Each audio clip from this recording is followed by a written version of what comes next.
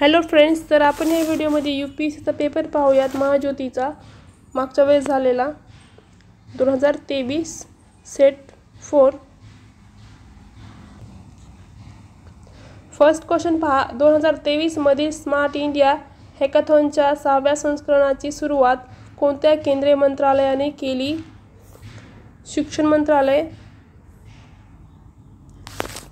कोणत्या राज्याने गृहलक्ष्मी योजना सुरू केली? कर्नाटक राज्य. पुढचा प्रश्न काय होता बघा. कोणत्या देशाने अधिकृतपणे अण्वस्त्रांचा दर्जा आपल्या घटनेत अंतर्भूत केला आहे? उत्तर कोरियाचं उत्तर आहे. पुढचा प्रश्न.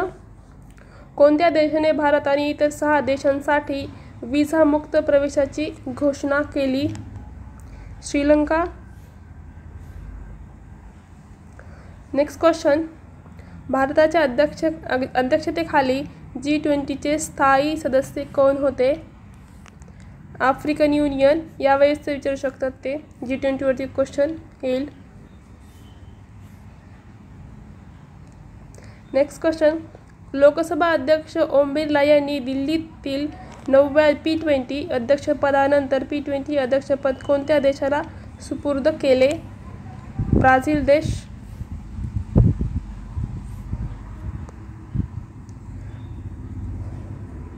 7 नंबरचा प्रश्न बघा. बांगलादेशातील पद्मा पुलासाठी निधी कोणी दिला? तर फ्रेंड्स, या क्वेश्चनमध्ये काही त्रुटी आल्यामुळे त्यांनी सर्वांना बोनसमध्ये मार्क देऊन टाकलेले आहेत. 8 नंबरचा प्रश्न.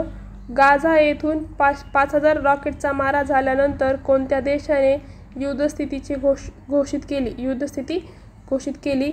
इस्रायल.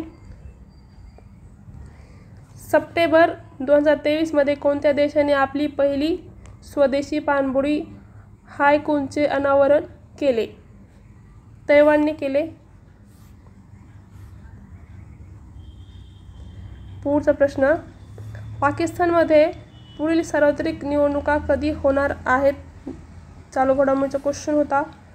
जानेवारी 2024. सप्टेंबर 2023 मध्ये G77 चीन शिखर परिषद कोठे आयोजित करण्यात आली होती? तर ती क्युबा येथे आयोजित केली होती. पुढचा प्रश्न. कोणत्या देशाने 19 सप्टेंबर 2023 रोजी US सोबत स्वॅप डीलमध्ये 5 कैद्यांची सुटका केली? इराण. Next question. आशियाई पॅरा गेम्समध्ये पुरुषांच्या डिस्कस थ्रोमध्ये कोणत्या भारतीयाने सुवर्णपदक जिंकले? नीरज यादव. आशियाई पॅरा गेम्सवरती क्वेश्चन आलेला आहे. Next question.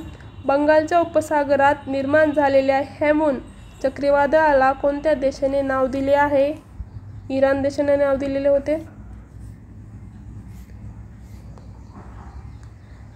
1930 मध्ये सविनय कायदेभंग चळवळीचा एक भाग म्हणून दांडी मार्चचे नेतृत्व कोणी केले? दांडी यात्रेचे नेतृत्व महात्मा गांधी यांनी केलेलं होतं.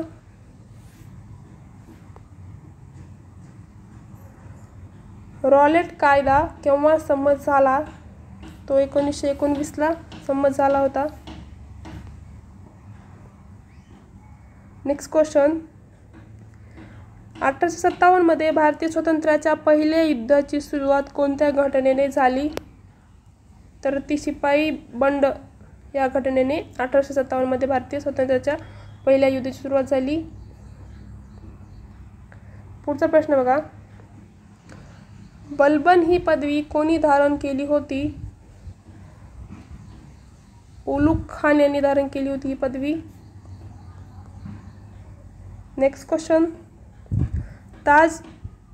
ताजमहालाला युनेस्कोने जागतिक वारसा स्थळ म्हणून कधी घोषित केले?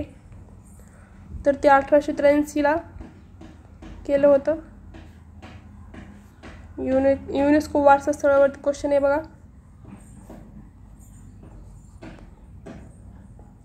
पुढचा प्रश्न. आझाद हिंद रेडिओ सेवा कोणत्या वर्षी सुरू झाली? तर ती 1942ला सुरू झाली होती. प्लासीच्या लढाईनंतर बंगालचा नवाब कोणाला बनवण्यात आले, तर ते होते बघा मीर जाफर. खालीलपैकी कोणते शहर कावेरी डेल्टामधील शासक विजयालयाने वसवले? तंजावर,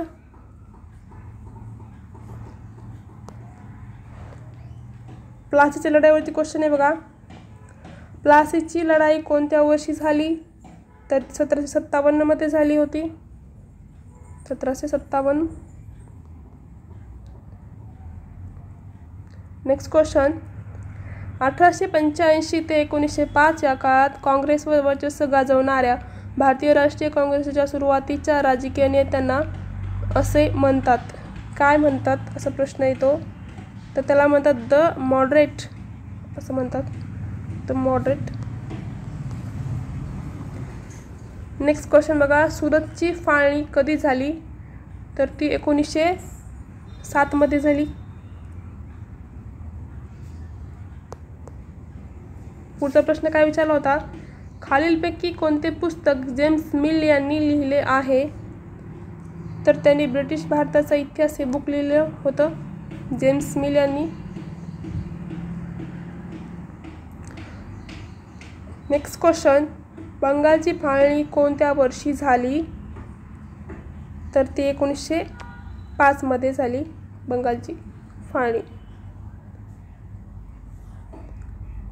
कर्झन यांनी केली होती बंगालची फाळणी आणि रद्द केली पंचम जॉर्ज यांनी. पुढचा प्रश्न. नंद घराण्याचे संस्थापक कोण होते? महापद्मानंद राणी होत्या नंद घराण्याचे संस्थापक. भारतीय राष्ट्रीय काँग्रेसचे पहिले अधिवेशन कोठे झाले? मुंबई येथे झाले होते. राष्ट्रीय काँग्रेसचे पहिले अधिवेशन विचारलेले मुंबई. Next question. भारतातील शेवटचा मुघल सम्राट कोण होता? तर बहादूर शाह जफर हे भारताचे शेवटचे मुघल सम्राट होते.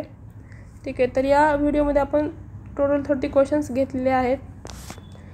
तर बाकीचे क्वेश्चन्स जे आहेत ते पुढच्या व्हिडिओमध्ये आपण घेऊयात. तर अशा प्रकारे पेपर होता UPSCचा मागच्या वेळेसचा. हा पेपर आपल्या टेलिग्राम चॅनलवरती पण आहे. SSG एज्युकेशनवरती UPSC महाज्योती असं सर्च केलं की लगेच हे पेपर्स येऊन जातील. उद्या पेपर्स आहेत UPSCचे महाज्योतीचे, तर तुम्ही पेपर्स रेफर करू शकता. ठीक आहे. ज्यांचे कोणाचे UPSCचे पेपर आहेत त्यांना all the best. Thanks for watching.